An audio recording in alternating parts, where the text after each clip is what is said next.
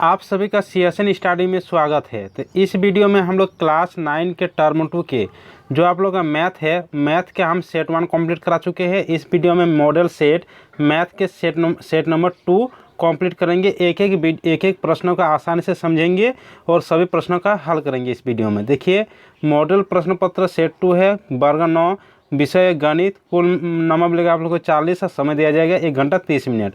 जैसे कि इसका निर्देश के बारे में आप लोग तो जानते ही है। कुल प्रश्नों की संख्या रहेगा 19।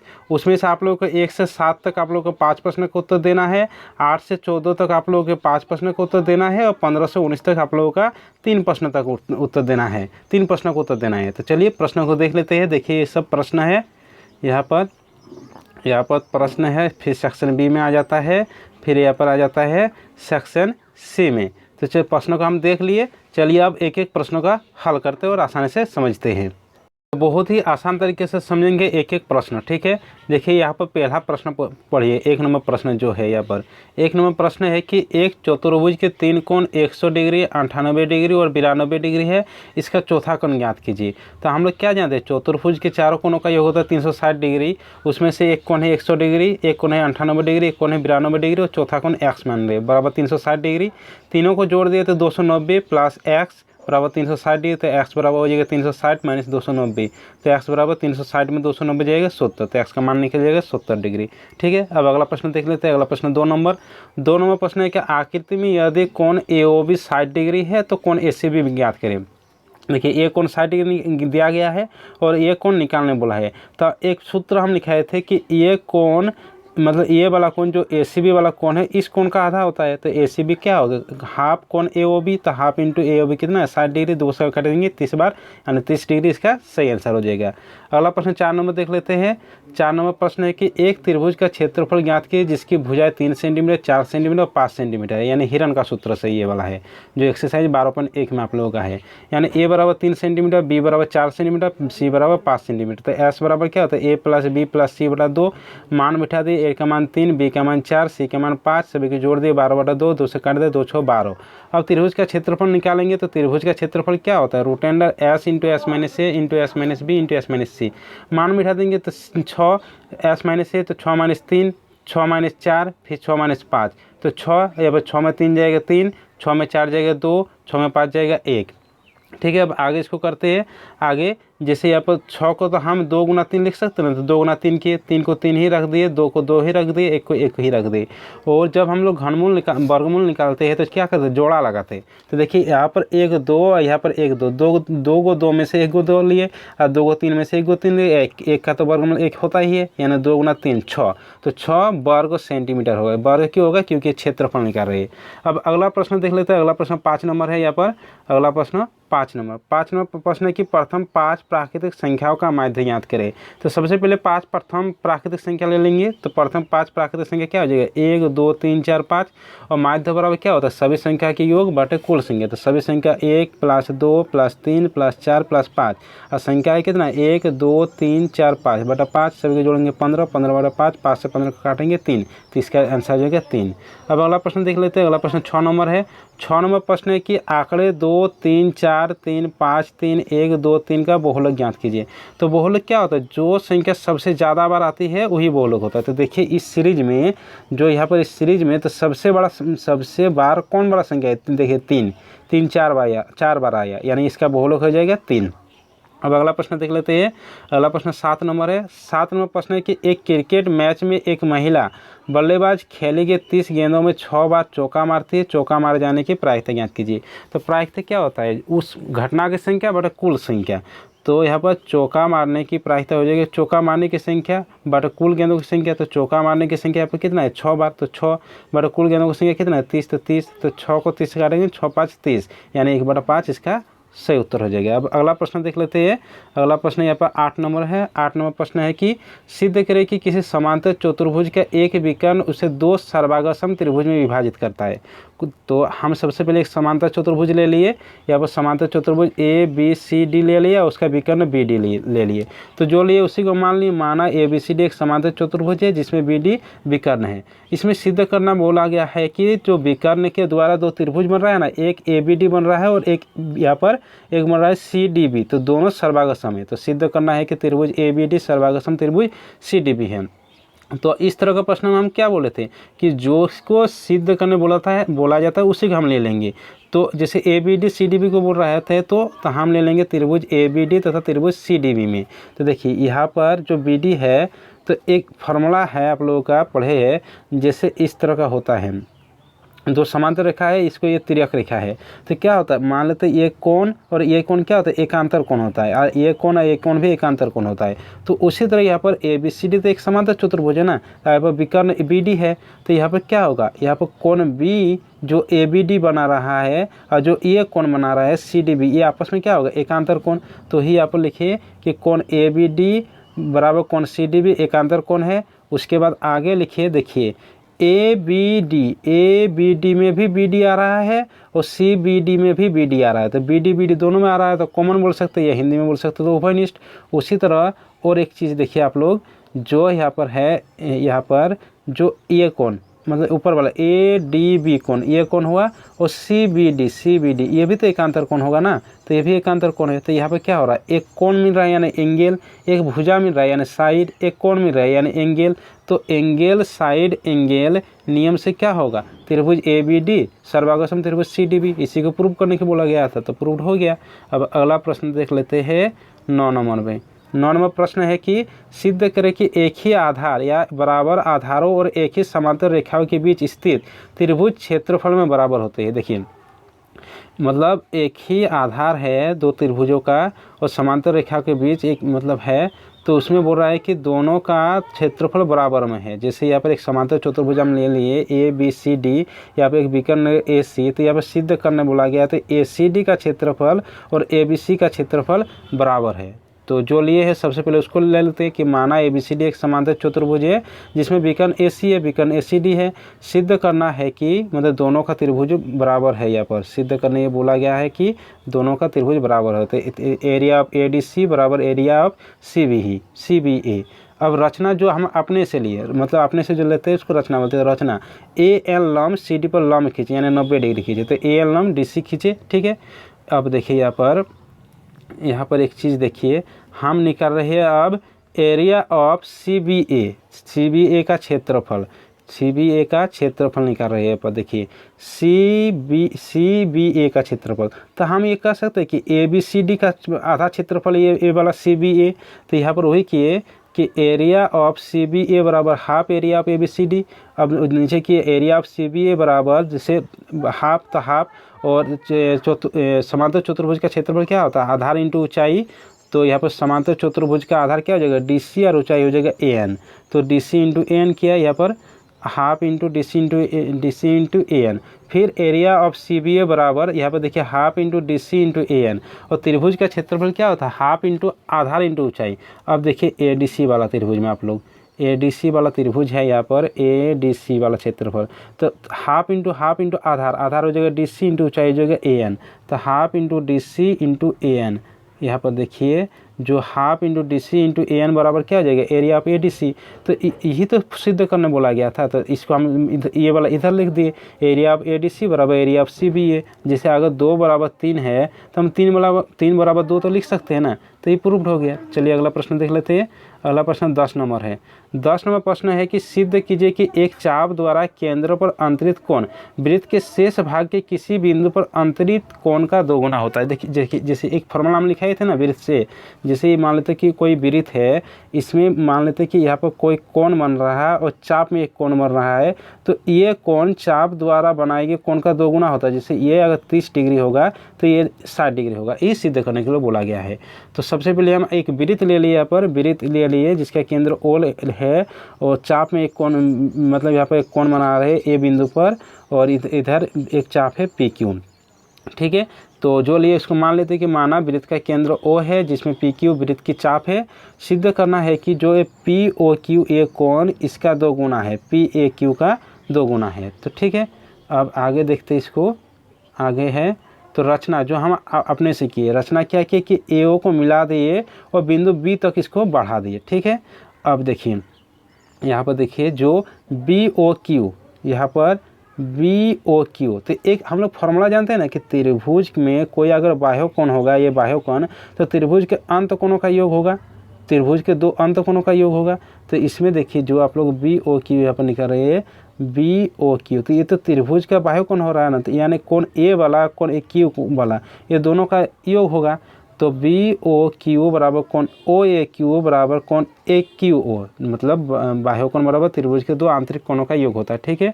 अब देख लेते हैं त्रिभुज ओ ए क्यू में, देखिए त्रिभुज ओ ए क्यू, त्रिभुज ओ ए क्यू में, ठीक है, त्रिभुज ओ ए क्यू में क्या है, ओ ए बराबर ओ क्यू वृत्त की त्रिज्या है, ओ ए बराबर ओ क्यू वृत्त की त्रिज्या है तो बराबर होगा, और जो ओ ए क्यू और यहाँ पर जो ओ ए क्यू और ओ क्यू है, जब ये बराबर है वृत्त की त्रिज्या तो ये कोण भी तो बराबर होगा, तो ये कोण बराबर है। तो अब निकालेंगे, इसीलिए B O Q, B O Q बराबर क्या था, O A Q plus A Q O, तो A Q O A Q के बराबर है, तो ओ ए क्यू लिए, तो अब बी ओ क्यू बराबर हो जाएगा 2 ओ ए क्यू, इसको समीकरण नंबर 1 दे दिए। इसी प्रकार बी ओ पी निकालेंगे तो 2 कोण ओ ए पी हो जाएगा।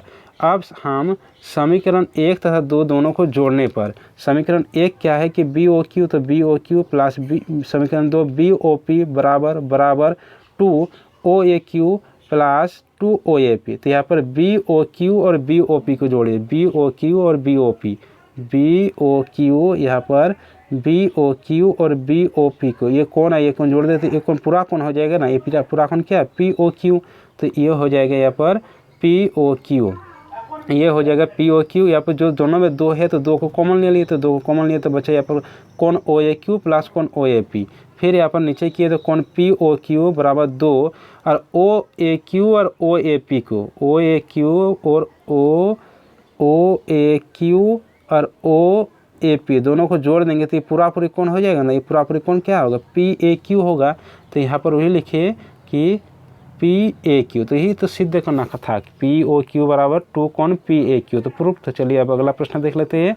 अगला प्रश्न 11 नंबर प्रश्न है। 11 नंबर प्रश्न है कि एक वृत्त की जीवा वृत्त की त्रिज्या के बराबर है, लघु चाप पर स्थित एक बिंदु पर जीवा द्वारा अंतरित कोण ज्ञात कीजिए। तो देखिए इसमें बोला गया कि एक वृत्त है और उसमें मान लेते हैं यहाँ पर एक वृत्त है, उसमें जो यहाँ पर इसमें समझता हम लोग, ठीक है, जो छापे हैं अभी इसमें, तो जो से वृत्त है, वृत्त का केंद्र ओ लिए, तो यहाँ पर हम एक जीवा खींचे पी क्यू, तो लघु चाप तो इधर होगा ना, इधर वाला होगा लघु, उधर ऊपर वाला होगा दीर्घ, तो लघु चाप में जो कोण बना रहे हैं जैसे पी बी क्यू, उसका मान निकालने के लिए बोला गया है, ठीक है।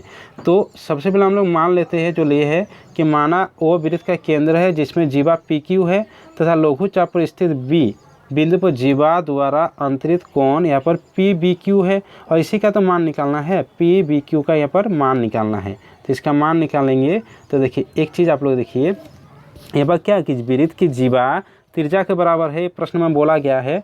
तो वृत्त की त्रिज्या क्या होता है, बराबर होता है ओ पी, तो वृत्त की त्रिज्या है, ओ क्यू भी वृत्त की त्रिज्या बराबर है, और जीवा त्रिज्या के बराबर है, प्रश्न में बोला गया था पी क्यू बराबर जीवा। तो अब देखिए जब त्रिभुज पी ओ क्यू में हम लोग जाएंगे तो त्रिभुज के तीनों भुजा बराबर है ना, यहाँ पर त्रिभुज के तीनों भुजा जब बराबर होता है तो क्या होता है, पी ओ क्यू एक समबाहु त्रिभुज है, और समबाहु त्रिभुज के प्रत्येक कोण का मान कितना होता है 60 डिग्री, यानी पी ओ क्यू बराबर हो जाएगा यहाँ पर 60 डिग्री। ये जो पी ओ क्यू बराबर हो जाएगा 60 डिग्री, तो इधर से जो पी ओ क्यू है और ऊपर वाला कोण हम लोग बोलेंगे प्रतिवर्ती पी ओ क्यू, और प्रतिवर्ती पी ओ क्यू हम लोग कैसे निकालते हैं, 360 डिग्री माइनस जो कोण निकालते हैं उसको, तो पी ओ क्यू तो बराबर 360 डिग्री माइनस 60 डिग्री, तो 360 में 60 जाएगा तो 300 डिग्री, तो 300 डिग्री निकल जाएगा। अब निकालेंगे हम लोग पी बी क्यू ये कोण वाला निकालेंगे, तो ये कोण क्या होगा, इसका आधा होगा ना फॉर्मूला से, जैसे अगर हम ये वाला कोण निकालेंगे, जैसे मान लेते हैं कि ये कोण, तो ये वाला कोण का आधा होगा, उसी तरह नीचे वाला कोण निकालेंगे तो यह प्रतिवर्ती पी ओ क्यू का आधा होगा, तो यहाँ पर पी बी क्यू जो निकालेंगे यहाँ पर जो पी बी क्यू निकालेंगे तो बराबर हाफ गुना प्रतिवर्ती पी ओ क्यू, तो हाफ गुना प्रतिवर्ती पी ओ क्यू है 300 डिग्री, 2 से काटेंगे तो 2 15 30 0 तो 150 डिग्री, तो पी बी क्यू का ही मान निकालने के लिए बोला गया। तो चलिए अब अगला प्रश्न देख लेते हैं। अगला प्रश्न 12 नंबर प्रश्न है। यहाँ पर 12 नंबर प्रश्न है कि एक कक्षा के 9 विद्यार्थी की ऊंचाई सेंटीमीटर निम्नलिखित में है जो दिया गया है। यहाँ पर आंकड़े का माध्यक ज्ञात कीजिए। तो माध्यक निकालने के लिए हम लोग क्या करते हैं कि जो आंकड़ा दिया रहता है उसको आरोही या अवरोही क्रम में व्यवस्थित करते हैं।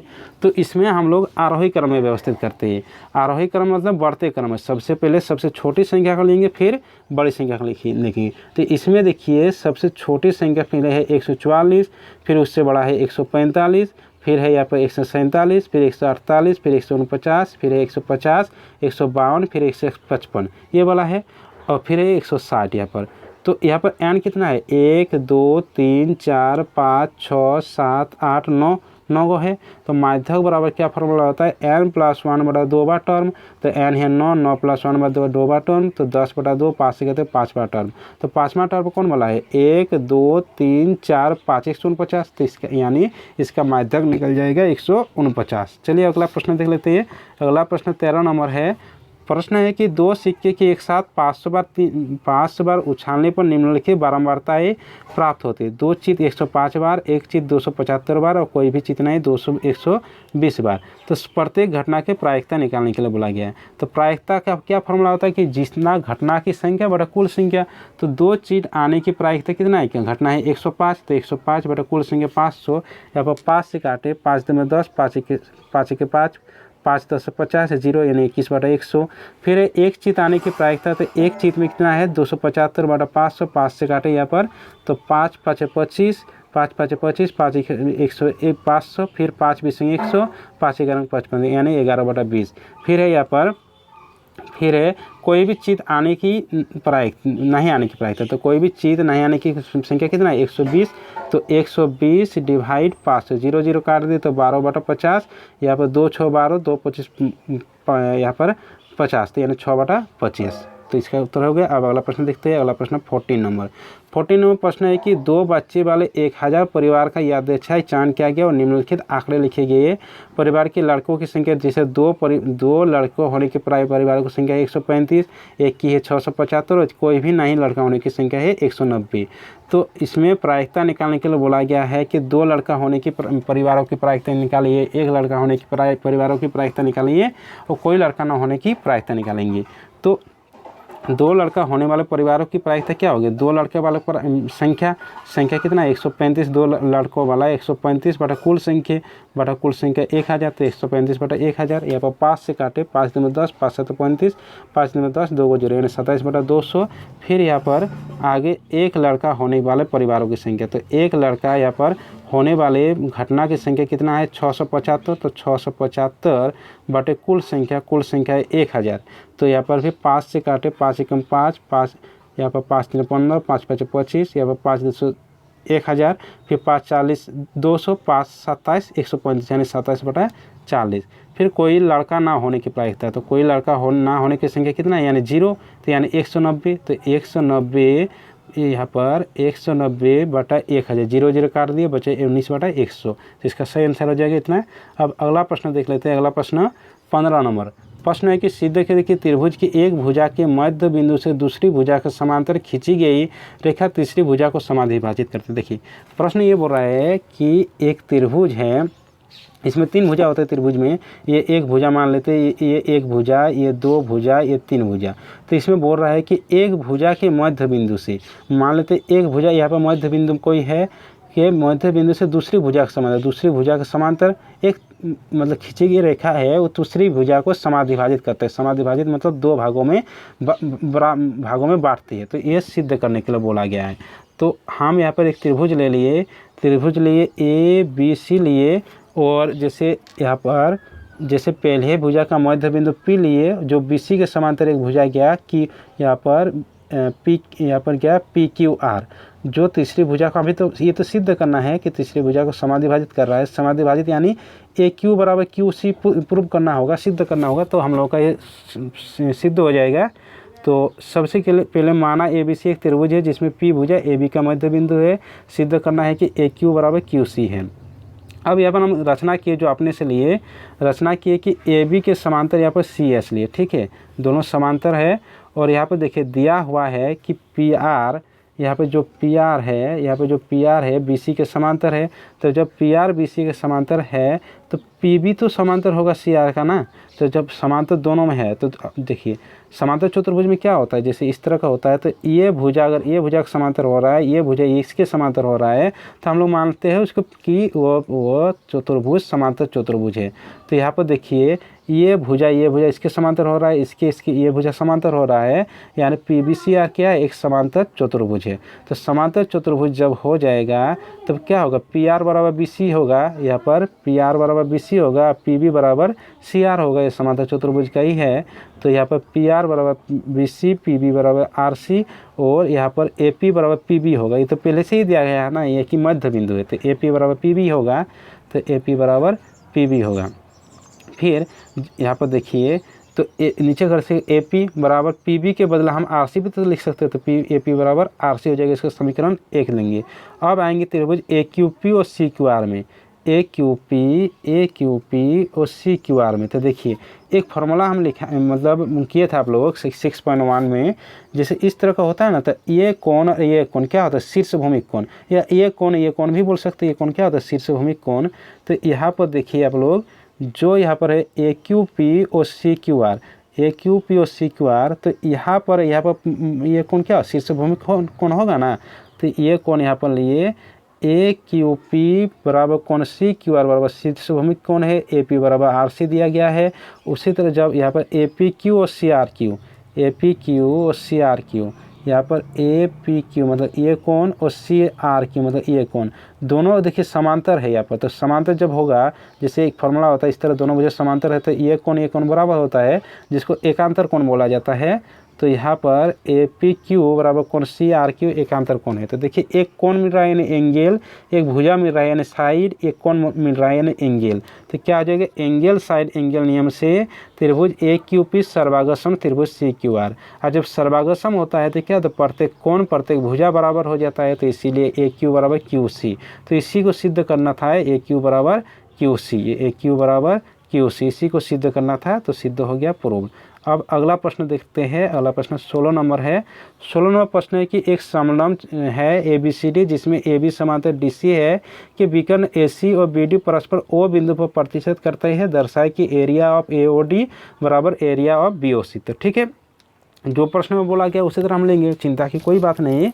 तो एक चतुर्भुज हम समलंब चतुर्भुज ले लेते हैं ए बी सी डी, जिसके 2 विकर्ण है, एक ए सी विकर्ण है, एक बी डी विकर्ण है, ओ बिंदु पर प्रतिशत करते हैं, ये ले लिए।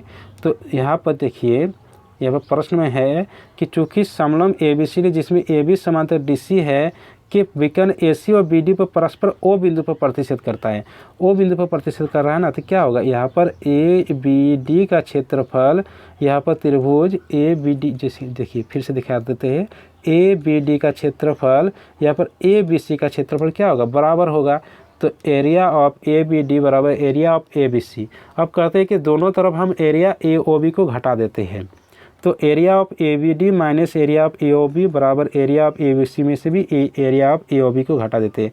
तो ए बी डी से हम ए बी को घटा देते हैं, ए बी डी जो है यहाँ पर ए बी डी ये वाला है, इसको घटा देते हैं हम नीचे वाला ए ओ बी को, तो ऊपर वाला ये वाला बच जाता है ना ए ओ डी, तो यहाँ पर हो जाएगा तब area of A O D. उसी तरह ए बी सी से हम ए ओ बी को घटा देते हैं, ए बी सी से यहाँ पर जो है ए बी सी से हम यहाँ पर ए ओ बी को घटा देते हैं, तो बचा कौन वाला, ये वाला बी ओ सी, तो ये वाला हो जाएगा area of B O C, यानी area of A O D बराबर area of B O C. Proved हो गया, तो प्रूव। अब अगला प्रश्न करते हैं। अगला प्रश्न है 18 नंबर कि एक त्रिभुजाकार भूखंड की भुजाओं की लंबाई दिया है 3:5:7 में और उसका परिमाप 300 मीटर है। इसकी भूखंड का क्षेत्रफल निकालने बोला गया है। तो इसको हम लोग हिरन के सूत्र से बना सकते हैं। तो सबसे पहले तो भुजा निकाल लेंगे ना, तो भुजा का मान लेते हैं कि माना भूखंड की भुजाएँ जो अनुपात में दिया रहता है उसी को मतलब मानेंगे 3x 5x तथा 7x है। और परिमाप क्या होता है, सभी भुजा परिमाप दिया गया है तो 300 मीटर बराबर 300, और परिमाप होता है सभी भुजा का योग, तो 3x + 5x + 7x बराबर 300। सभी को हम जोड़ेंगे यहाँ पर, तो 3 × 5 = 8, 8 × 7 = 15, 15x बराबर 300। यहाँ पर 15 से 300 को भगा देंगे तो 15 दूनी 30 0, तो यानी x बराबर 20। तो अब भुजाओं का मान निकालेंगे तो केवल x का मान बिठा देंगे और तो भुजाएं बराबर 3x यानी 3 गुना 20 60, 5x यानी 5 गुना 20 107x यानी 7 गुना 20 140 मीटर। अब a बराबर हो गया 60 मीटर, b बराबर हो गया 100 मीटर, c बराबर हो गया 140 मीटर। s बराबर होता है a plus b plus c बटा 2, मान बिठा दिए सभी का जोड़ दिए 300 बटा 2 150 मीटर। अब निकालेंगे भूखंड का क्षेत्रफल। तो भूखंड का क्षेत्रफल क्या होगा, root under s into s minus a into s minus b into s minus c. मान बिठा देंगे यहाँ पर s का मान 150 into s minus a 150 minus 60, s minus b 150 minus 100, s minus c 150 minus 140, सभी का मान बिठा दिए। अब यहाँ पर रूट अंडर 150 में 60 गया 90, 150 में 100 गया 50, 150 में 140 गया 10। अब 150 को तो हम लोग 50 गुना 3 लिख सकते हैं, 90 को तो हम 3 गुना 10 लिख सकते हैं, 50 को 50 ही रहने दिए और 10 को 10 ही रहने दिए, ठीक है। अब वर्गमूल हम निकालेंगे तो वर्गमूल निकालने के क्या होता है, जोड़ा लगाते हैं। तो देखिए यहाँ पर ये 50 और ये 50, 2 को 50 में से 1 को 50 लेंगे, और यहाँ पर जो 3 यहाँ पर 3, 2 को 3 में से 1 को 3 लेंगे, यहाँ पर 10 यहाँ पर 10, 2 को 10 में से 1 को 10 लेंगे, और यहाँ पर रूट 3 तो इसका तो जोड़ा नहीं ना बना, तो इसलिए इसमें रूट 3 में हो गया। अब सभी को जोड़ गुना कर देंगे, 5 3 15, 1 1 1 2 0, तो 2 0 रूट अंडर रूट 3 मीटर, तो यानी 1500 रूट 3 वर्ग मीटर हो जाएगा, क्योंकि क्षेत्रफल निकाल रहे हैं। अब अगला प्रश्न देखते हैं। अगला प्रश्न 19 नंबर है। 19 नंबर प्रश्न है कि निम्नलिखित आंकड़ों में से एक वर्गीकृत बारंबारता बटन सारणी नीचे दिए गए हैं, वर्गांतरा 0 5 5 10 आदि हो, इस तरह के एक बटन सारणी बनाना है, ठीक है। यहाँ पर जो दिया गया है ये सब, तो इसका वर्ग अंतराल हम बनाएंगे।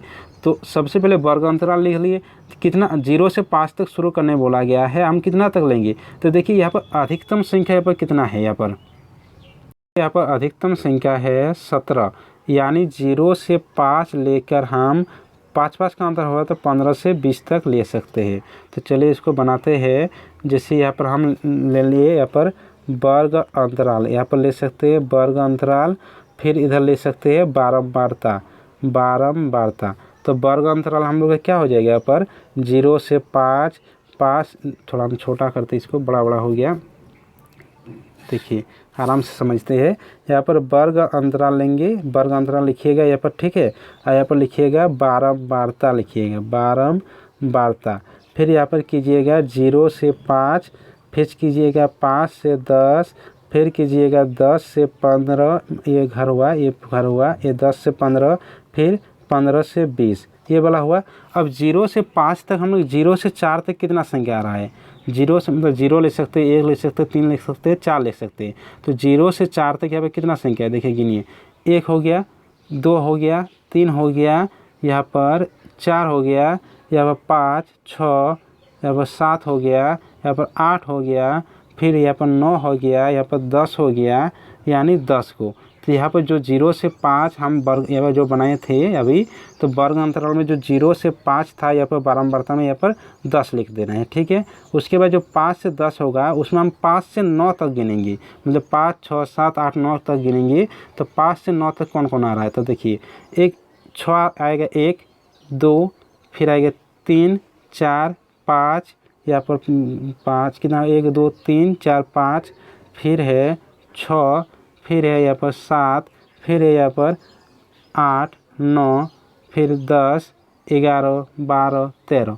तो यहाँ पर जो 5 से 10 होगा, यहाँ पर जो हम बनाए थे 5 से 10, यहाँ पर जो था 0 से 5, इसमें आया था 10, 5 से आया था 10 13 आया। फिर आप लोग बनाइएगा 10 से 15, यानी 10 से 14 तक गिनिएगा, उसका मान लिखिएगा। फिर 15 से 20 तक लिखिएगा, 15 से 19 तक उसका मान यहाँ पर लिख दीजिएगा। तो बस इस तरह करके आप लोगों का बनाना है ये वाला प्रश्न, ठीक है।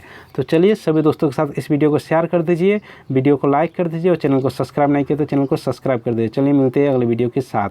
Thank you.